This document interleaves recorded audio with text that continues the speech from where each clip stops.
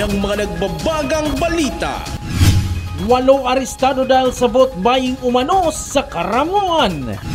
Taga-Tigaon Camarines Sur, top 4 sa mga magtatapos sa Philippine Military Academy. At ulang dala sa buwan ng Mayo, nakakagaling nga ba?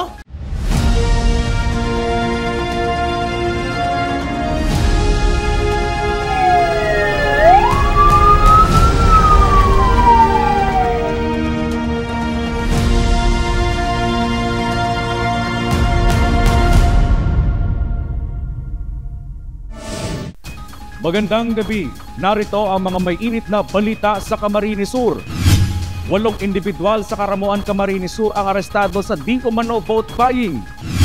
Ayon sa ulat ng Karamuan Police, nakatanggap sila ng tawag mula sa isang concerned citizen hinggil sa pamimili umano ng boto sa isang bahay sa Zone 5, Barangay Santa Cruz, Karamuan, Camarines Sur. Nakuha sa operasyon ang 5 cellphone, IDs, voter paraphernalia, kaya ng brown envelope, sample ballot at cash na nagkakahalaga ng 100,650 pesos. Nasa kustodiya na ng Karamuan Police ang 8 na aresto na maaaring maharap sa paglabag sa Omnibus Election Code.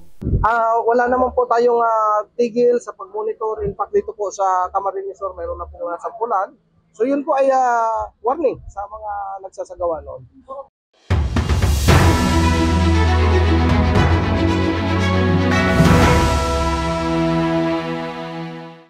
Ilang araw bago ang halalan, nagpaalala ang COMELEC na maaaring makaboto ng maaga ang mga senior citizen, PWD at mga buntis. Kung paano alamin sa ulat ni Regine Bue. Sa araw ng halalan, inaasahan ang pagkakaroon ng mahabang pila sa kada voting percent. Kaya para hindi na mahirapan pa ang mga vulnerable sectors sa pagboto, isinulong ng Commission on Elections sa COMELEC ang early voting hours. Alas 5 ng umaga hanggang alas 7 ng umaga ang inilaang oras para sa kanilang pagboto. Layunin nito na mabigyan ng ligtas at mabilis na pagboto ang person with disabilities o PWD, senior citizens at mga buntis. Dako ng tamang pwedeng early voting hours that amay makaboto, tapos bako pang mainit, tapos dikit malampo sinda compared kung gabos ng botante.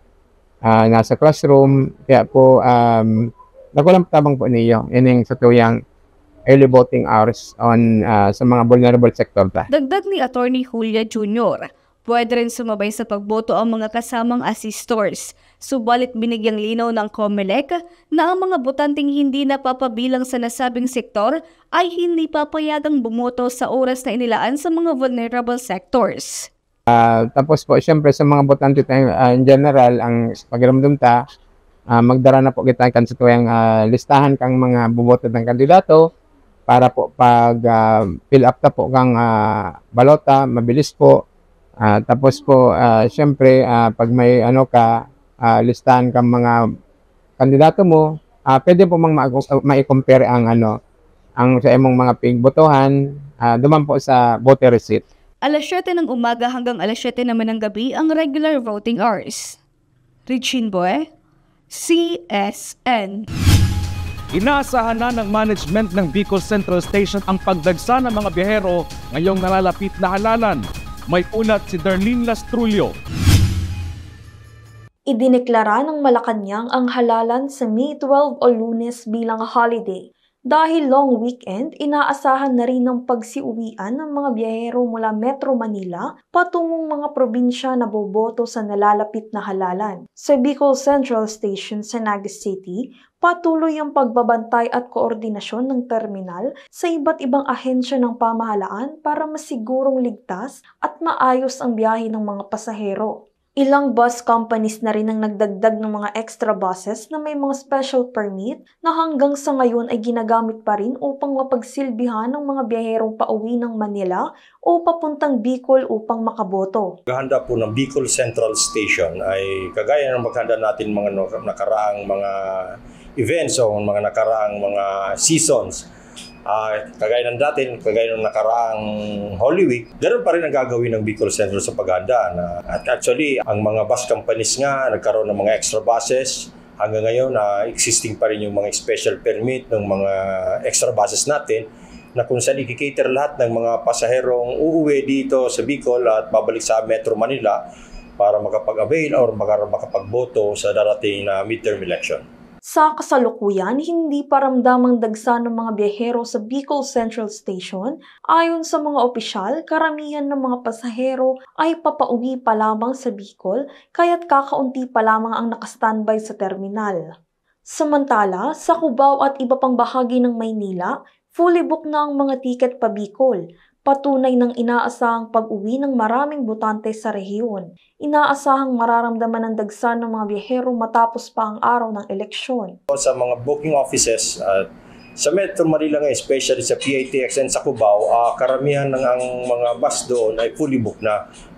Nag-aagawa na ngayon mga pasahero. At sabi nga niyan, medyo fully booked na talagang kasi uuwi kasi kailangan sa midterm election. Pero dito po sa atin, hindi nga natin nararamdaman kasi papauwi lang sila. Hindi sila nag-standby dito sa Bicol Central Station. At mararamdaman natin ang influx ng mga passengers after election. Paalala ni Bolocon sa lahat ng mga biyahero na mag-ingat at maging mapagmatsyag sa kanilang paglalakbay, lalo na sa panahon ng eleksyon. Pinayuhan niya rin ang publiko na maglaan ng sapat na oras para sa kanilang biyahe, mag-book ng biyahe ng mas maaga at sumunod sa mga itinakdang panuntunan ng terminal at mga bus companies. Ang kailangan lang talaga natin ay kaunting pasensya kasi mag-aantay pa tayo ng bus, pero may mga buses tayo kasi hindi naman isahang bugso nandito lahat ng mga bus kasi may mga time na may mga oras din sila kung anong oras sila pwedeng umalis at talagang sabi nga niyan, dagdagan, sobrahan yung pasensya at saka sa panahon ngayon na tag-init, dapat sa ating mga kababayan, stay hydrated, palagi tayo may baon tubig. Darlene Lastrulio, CSN. Kaugnay pa rin ang nalalapit na halalan, handa na umano ang mga guro na magsisilbing poll workers sa araw ng halalan sa Lunes. Department of Education hinikayat ang mga guro na agad i-report ang anumang pang-aabuso sa araw ng halalan. Narito ang ulat. Isinagawa kamakailan ng isang seminar at training para sa mga guro at principals na magsisilbing poll workers sa nalalapit na halalan sa Lunes, May 12. Pinangunahan ito ng Commission on Elections o COMELEC bilang bahagi ng kanilang paghahanda upang matiyak ang maayos at ligtas na eleksyon. Dumalo ang mga principal at guro mula sa iba't ibang paaralan upang sumailalim sa pagsasanay hinggil sa tamang proseso ng pagboto, mga responsibilidad bilang electoral board members at pagresolba ng mga posibleng isyung maaaring lumitaw sa araw ng botohan. Actually, tapos na ang seminar ngunyan.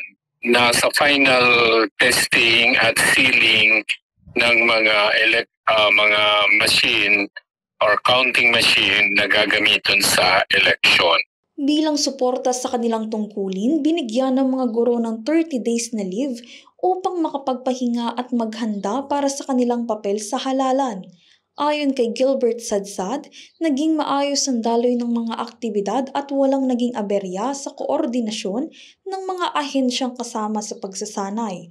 Inihayag din ng DepEd na makikipagtulungan nito sa mga lokal na pamahalaan at iba pang stakeholders upang matiyak na may sapat na seguridad at suporta sa mga electoral schools. Dagdag pa rito, hinikayat ng DepEd ang mga guro na i-report kaagad ang anumang pang-aabuso, banta o irregularidad na kanilang mararanasan. Tiniyak ng ahensya na may nakahandang legal team upang bigyang ayuda ang mga gurong kakailanganin ng legal na suporta. Kabilang na rin sa mga hinihingi ng DepEd ay ang mas mataas na honorarya, libreng pagkain, transportasyon at access sa medical assistance sakaling magkasakit o masangkot sa aberya habang ginagampanan ng tungkulin.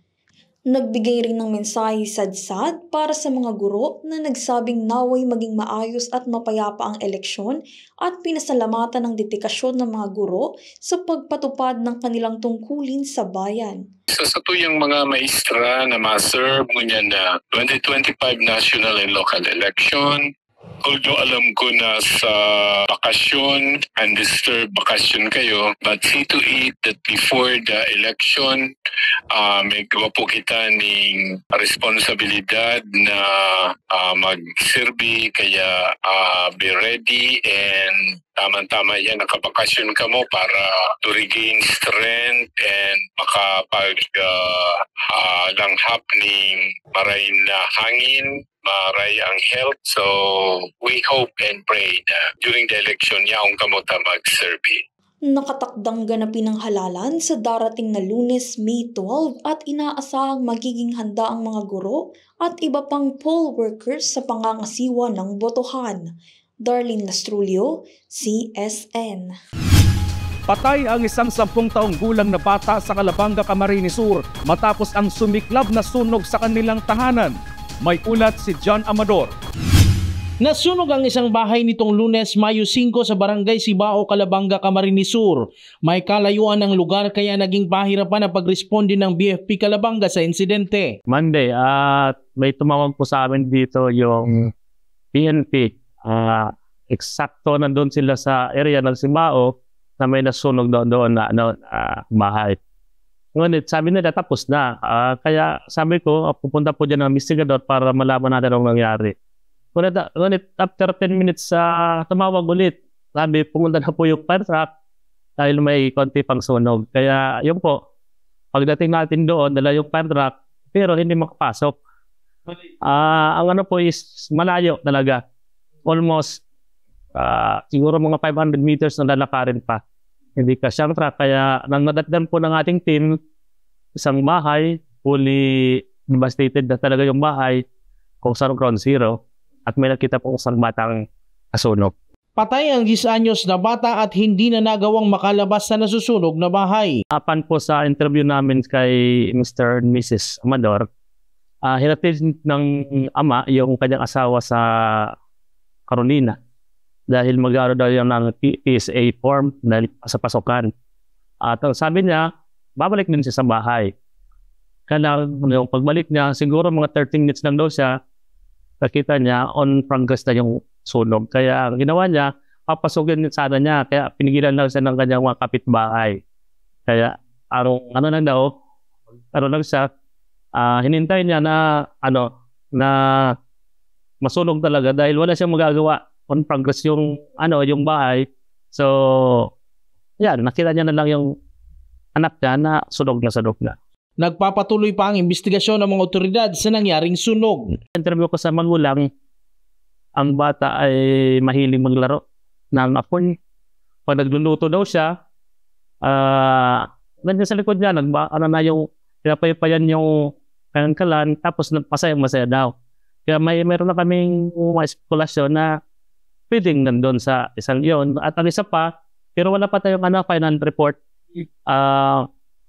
Yung tatay nagluto ng maaga ng almusal nila at tapos yan, hindi nila parang inalis. Kaugnay nito, nagpapatuloy ang ginagawang interbensyon ng BFP maging sa mga establishmento para sa kaligtasan ng bawat isa sa sunog. Yung isang program ni BFP is yung isa program, Call to Action Against Destructive Fire. Ito yung collaborative partnership between BFP and the business owners and companies, sir. Nakapaloob sa program na yan, sir, na ina-acknowledge ni BFP na may sariling fire safety intervention ang establishment na halimbawa good housekeeping and sumusunod sila sa fire code and halimbawa yung mga directional signs, lahat ng nire-require ni BFP is nasunod. Sa programang kaisa ng BFP, maaaring mabigyan ng gawad ligtas na gusali seal ang isang establishmento kung maayos at nasusunod ang mga pamantayan ng BFP para maiwasan ang mapanirang sunog. John Amador, CSN. Overfishing ang itinuturong dahilan ng Municipal Agriculture's Office sa Calabanga sa pagbaba ng bilang ng mga nahuling isda sa San Miguel Bay. Closed fishing season, isa sa mga tinitingnang solusyon ng MAU. Narito ang ulat. 2 dekada nang nangingisda si Apolinar Dita ng Barangay Sabang sa Calabanga, Camarines Sur. Maliban sa pagpapalaot, nagbibigay din nito ng iba't ibang isda gaya ng danggit, langkoy at iba pa. Ngunit apektado na umano ang kanilang pagpapalaot at paggawa ng dried fish style sa mahinang uli sa San Miguel Bay. Ngayon mahina. Dati malakas, ngayon may nang po. Hindi ko alam, sa init, ngayon lamang nag-uran-uran. Yung mga inirong yan, iniro. Yung mga ber na yan. Ayon sa Municipal Agriculture's Office ng Calabanga, overfishing ay isa sa nakita nilang dahilan kung bakit kumakaunti ang huli ng mga mangingisda sa San Miguel Bay. Hindi lang umano mga mangingisda mula sa Calabanga ang nangingisda sa San Miguel Bay dahil maging fisher folk sa mga bayan ng Tinambak, Siruma, Kabusaw at ilang bahagi ng lalawigan ng Camarines Norte. Mas dakol pang parasira kaysa sa San Miguel Bay sa haloy-haloy ng panahon. Kaya dakol-dakol ng parasira dyan. Almost lampas 3,000 na garo ang registered na fisher folks dyan eh. So, may man nagdidakol ang sira. Dikit sa dalit papig, kukuroan na. May mga fish, mga ginigibong mga trash fish na yan, napagpabahog. Binigyang diin ni Segovia na upang muling dumami ang mga isda sa San Miguel Bay, maaari nilang irekomenda sa Bureau of Fisheries and Aquatic Resources of BIFAR ang closed fishing season. Pinapatupad ang closed fishing season upang maprotektahan ng ilang marine species sa panahon ng kanilang spawning period. Siyempre pag may off-season sa pagkapasipawal dyan ang mga sira, so makakadarakula ang mga kuyan, mga ka-spawn ng mga sira. Magkakagaw dyan yung dakul na supply ng sira. Chris Novello, CSN. Bilang paghahanda sa nalalapit na halalan sa May 12, itataas ng Camarines Sur Provincial Disaster Risk Reduction and Management Council Emergency Operations Center sa Blue Alert status. Ayon sa memorandum ni Governor Luigi Villafuerte, naka-Blue Alert status ang PDRMO simula sa May 11 hanggang May 14. May direktiba din ng heightened monitoring ang gobernador sa PDRRMC, response teams at local DRRM councils at agad iulat ang anumang related incidents. Pinapatayak din ng gobernador sa lahat ng concerned agencies na sapat at ang availability ng lahat na personnel para sa halalan.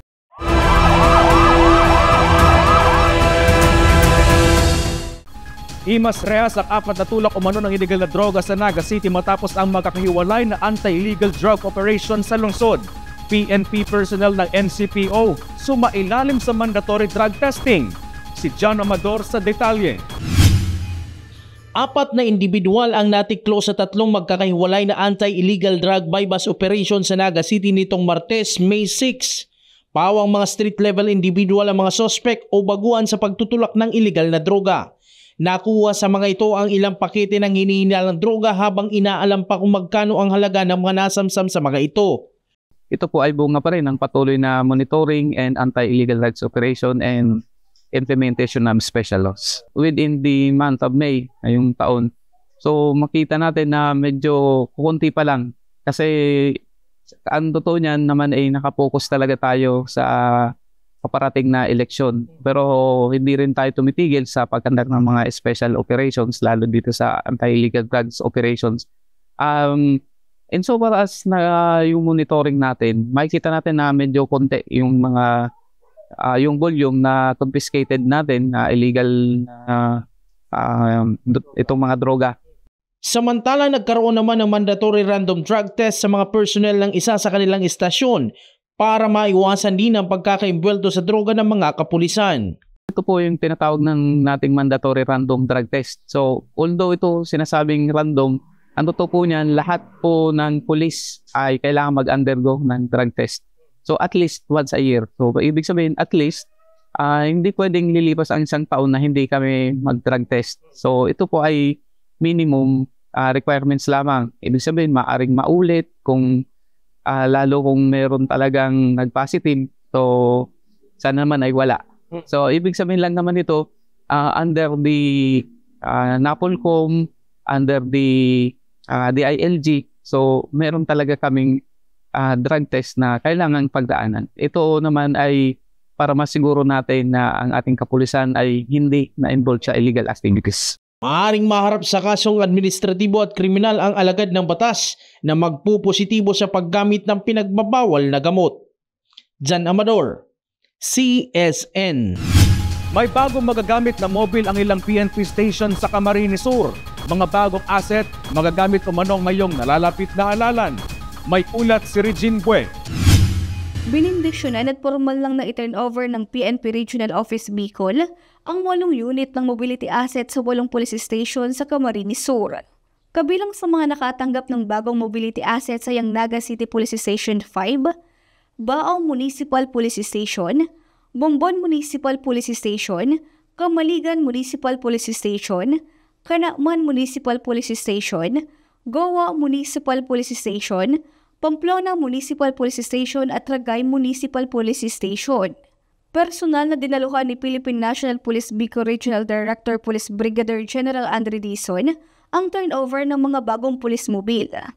Aniya malaking tulong ang mobility assets para sa mas mabilis na pagtugon ng mga emerhensya lalo na ngayong nalalapit na halalan. Ilan sa mga dumalo sa turnover ceremony ay si PNP Camarines Provincial Director Police Colonel Virgilio Olalia Jr., Naga City Police Office City Director Police Colonel Edwin Revillon at mga kapulisan ng Camarines PNP at Naga City PNP. Karoon tayo ng gagamitin sa darating na eleksyon sa Mayo 12. Yan po ay kasama doon sa mga bihikulo na inilagay natin sa Albay, sa Masbate at sa Catanduanes noong isang araw at kahapon. At ito po ay simbolo ng asenso, simbolo ng development at simbolo ng pagkilala sa ating mga naglilingkod sa bayan. Richine Boy, CSN. Bilang na umano ang mga araw ng mga motorista sa remote areas na hindi gumagamit ng helmet ayon sa Land Transportation Office o LTO. May ulat si John Amador. Kaliwat kanan ang mga checkpoints sa ilang lugar at sa bawat roadside checkpoints, ang hindi pagsusuot ng helmet ng ilang motorista ang isa sa pangunahing bayulasyon ng mga natitikitan. Aminado kasi ang LTO na hindi gaanong tumatalima sa pagsusuot ng helmet ang mga motorista, lalo na sa remote area o malalayong lugar. Ayon kay LTO 5 Chief Operation Glenn Mancera, paglabag sa batas trapiko ang hindi pagsusuot ng helmet sa anuang uri ng kalsada, mapanasyonal, provincial o barangay road pa ito. Very clear man yan, sir, na sa batas po natin sa helmet, kahit saang kalsada, dapat nakasuot ng helmet. Yan po ang nakalagay sa batas. Whether it is rural area or urban area, dapat po naka-helmet tayo. Yan yung nasa batas po na Republic Act 10054 o yung Helmet Act. So, mayo pong exemption, family na nasa bulod ka, dapat ay ka naka-helmet. Kasi ang nakasabi po mismo sa batas, pag nag-drive ka ng motor, dapat naka-helmet ka. Any types of road. Ibig sabihin, mag-barangay yan, mag-municipal yan, mag-city, provincial, national road, dapat po naka-helmet. Nagkukondukta din sila ng mga checkpoints kaugnay nito. Pasok sa quality standard naman ng helmet ang dapat na ginagamit ng mga motorista ayon sa LTO.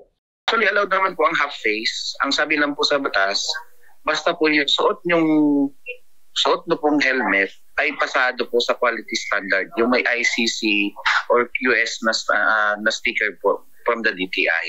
Ibig sabihin, hindi yung substandard na helmet. Marami po kasing klase ng helmet. May full face, may half face. Depende po. Basta ang sinasabi lang, wala namang problema half face ang helmet mo. Basta pumasa po yun sa quality standard. Paalala ng ahensya sa mga motorista ang paggamit ng safety gears at pagsunod sa batas trapiko upang makaiwas sa aksidente sa kalsada. Jan Amador, CSN. Entering manhood, yan ang palatandaan ng pagpapatuloy, kaya naman hindi pinalagpas ng mga binatilyo sa Libmanan, Camarines Sur ang Operation Tuli ng Rural Health Unit. Si Eli Balvin sa detalye. Bago mag-alas 8 ng umaga, mahaba na ang pila sa RHU sa bayan ng Libmanan para sa Operation Tuli na dinagsa edad 10 hanggang 15 taong gulang. Tradisyon ng mga Pinoy ang pagpapatuli o circumcision. Ito ang pagtanggal ng dumi sa balat ng ari ng lalaki bago maging isang ganap na binata. Ayon sa Municipal Health Officer na si Dr. Eddie Palima, mahigit 200 ang isi-circumcision ngayong araw. Bali, ang target namin for this activity ngayon is nasa 200, pero nasa pre-listed natin nasa 250. So, pipilitin namin na maubos lahat ng mga tutuliin ngayon na araw na ito. Dagdag pa ni Palima, mahalaga ang circumcision o pagtutuli para sa proper hygiene ng mga kalalakihan. Yung hygiene pagdating doon sa private part natin, and makakatulong ito para sabihin natin na mabumaba ang possibility na magkaroon ng penile cancer. Taon-taon ginaganap ang libreng tuli na isa sa mga programa ng lokal na pamahalaan ng Libmanan. Mula nang umupo po ako, nag-launch po ako ng Big J. Tatak Big J open category. Ma-recall nyo po last year may 55 years old, may 42 years old, and ngayon po pinagpapatuloy natin. Ang ating hangarin dito, lahat ng bata sa Libmanan dapat tuli. Isa si Rosalie Alvarez na libreng nakaabel ng circumcision para sa 12 taong gulang niyang anak. Ayon kay Rosalie, malaking tulong sa kanila ang ganitong programa dahil hindi na sila magbabayad pa at tiyak na ligtas ang magiging operasyon. So, laking tulong na din sa aming mga magulang, syempre financial. Sa anak ko, sa pag-aaral niya na din, may dadagdag na din. Tapos sa yung mga pangangailangan niya. Masakit lang po yung injection, saka yung pagkatuli na, hindi na makasakit. Eli Balbin, CSN. Nagbabayad pa buwan-buwan ng internet fee ang Barangay Sampaloc sa Gainza, Camarines Sur. Ngunit dahil sa CAMSUR Free Wi-Fi program ay makakamenos na umano ang barangay at dagdag connectivity na rin ng kanilang mga residente. Narito ang ulat ni Eli Balbin. Nakakabit na nitong nakaraang araw ang Starlink satellite sa Barangay Sampaloc, Gainza, Camarines Sur. Isa ito sa mga prioridad na programa ng provincial government ng Camarines Sur na CAMSUR Free Wi-Fi. Layunin mabigyan ng maayos na internet access ang mga residente, lalo na ang mga estudyante. Ayon kay Punong Barangay Celso Valencia, may kahirapan talaga ang signal sa kanilang lugar. Mahirap po talaga ang internet. Kaso pag may panahon na malakas naman, hindi pare-parehas. Aniya, nagbabayad pa sila ng 10,000 piso para sa kanilang internet at posibleng makamenos at bitawan na nila ang pagbabayad sa monthly internet bill dahil sa nakakabit na free wifi. Baka bitawan na namin yung binabayaran namin na free, hindi yung P2P. May binabayaran po kami pero annual ang namin. Bali 10K ang usapan namin dun sa So, binabayadan po namin. Posibleng 150 kabahayan naman ang makinabang sa Barangay Sampaloc, hindi lamang mga residente maging mga estudyante dahil sa malakas na connectivity at libreng wifi sa kanilang lugar. Eli Balbin, CSN. Isang kadete ng Philippine Military Academy mula Tigaon, Camarines Sur ang kabilang sa mga top-performing cadets at magtatapos sa PMA Club Laya Class of 2025. Siya si Cadet First Class Carlo Badjola, 24 na taong gulang at mula sa Santa Cecilia Subdivision, Tigaon, Camarines Sur, na anak ng isang guro. Kabilang si Cadet Badjola sa mga pinakilala bilang top-performing graduating cadets at top 4 ng PMA ngayong taon. Nagtapos ng kanyang undergraduate degree si Cadet Badjola sa Bicol University bago ito pumasok sa akademya. Nagtapos din ito with high honors nang magtapos sa senior high school. Ang Philippine Army ang napiling branch of service ni Cadet First Class Badjola. Nararanasan na ang panakanakang pag-ulan sa pagpasok ng buwan ng Mayo. Kaugnay nito ay ang paniniwala rin na nakakadamot umano ang ulang dala sa naturang buwan o tinatawag na Agua de Mayo. Paliwanag dyan ng health expert sa ulat ni Marge Serico. Sa pagsisimula ng buwan ng Mayo, muling naging usap-usapan ang tinatawag na Agua de Mayo, ang paniniwala ng ilan na may benepisyo raw sa katawan ang unang buhos ng ulan sa buwang ito. Ngunit ayon sa mga eksperto, walang sapat na scientificong batayan o pag-aaral na nagpapatunay na may taglay na benepisyong medikal ang tubig ulan sa panahong ito. Ang pinapaniwalaan sa Agua de Mayo, nakaka-boost raw ito ng immune system ng katawan pag naliligo sa ulan. Pero po, kasi wala siya masyadong scientific basis. Tapos, yung ulan mismo, posibleng madami po itong pollutants. So, hindi ko po masabi na na talagang makakagaling siya, pero by tradition or sa cultural sa culture na nakasanayan dito sa mga Pilipino, nakakabuti raw. Pero magiging maingat pa rin po dapat tayo pagkatapos maligo sa ulan. Although wala naman pong direct na sobrang nakakasamang wala naman sobrang nakakasamaan nito sa katawan, maliligo pa din po dapat pagkakatapos dahil madami pong pwedeng makuhang bacteria o viruses sa pollutants ng nadulot ng ulan. Ayon sa medical expert, bagamat matagal ng bahagi ng kultura at paniniwala ng mga Pilipino ang Agua de Mayo, dapat pa rin pairali ng pag-iingat lalo na sa mga bata at matatanda. Pwede ka po magkaroon ng mga systemic viral na illness. Pwede pong dahil sa colder temperatures, mas humina yung immune system natin. Tapos, mas dumidikit yung bacteria sa mga wet surfaces. So, pwede pa rin po magkasakit. Hindi po totally nagagaling ka dahil porket nakapaligo ka sa ulan. Hindi ko naman po inaano yung mga paniniwala ng sa ibang cultures, pero magiging maingat lang din po dapat tayo sa katawan natin. Lalo na ngayong pabago-bago yung climate ng ngayong summer, lalo na ngayong May. Inaaalalahanan din ang publiko na kung maliligo man sa ulan, siguraduhin malinis ang katawan pagkatapos nito. Masaya naman po siguro makita yung mga bata na naliligo sa ulan, nag-e-enjoy sila. Pero bilang health practitioner, talagang dapat mag-iingat tayo kasi madalas po yung hawaan ng mga viruses sa mga bata. Lalo na medyo lumamig yung temperature, medyo bumababa yung immune system, madali po silang magkakahawaan. Ubo-sipon, yun yung madalas, ubo-sipon tsaka lagnat. Kagaya ngayon, madami-dami kaming pasyenteng pumapasok na nagkakaubo-sipon at lagnat. Madalas po nawawala naman to agad, 4 to 7 days, medyo gumagaling na sila. Pero may mga kaso po tayo na tumatagal yung infection, bacterial pala. So, pag mga ganun, kailangan natin pa-check upan yung mga bata kasi lalo na pag tumatagal na yung ubo-sipon at lagnat kasi baka kailangan na natin bigyan ng gamot. Bagamat walang masama sa paniniwala sa mga ganitong tradisyon, mas mainam pa rin na ito ay sabayan ng wastong kaalaman at pag-iingat. Sa panahon ng pabago-bagong klima, ang kalusugan ay dapat laging pangunahing isaalang-alang. Marge Serico, CSM. At yan ang mga mainit na balita ngayong araw sa Camarines Sur. Kami ang Kamsur News. Ako po si Chris Novello. Diyos mabalos sa pagtitiwala.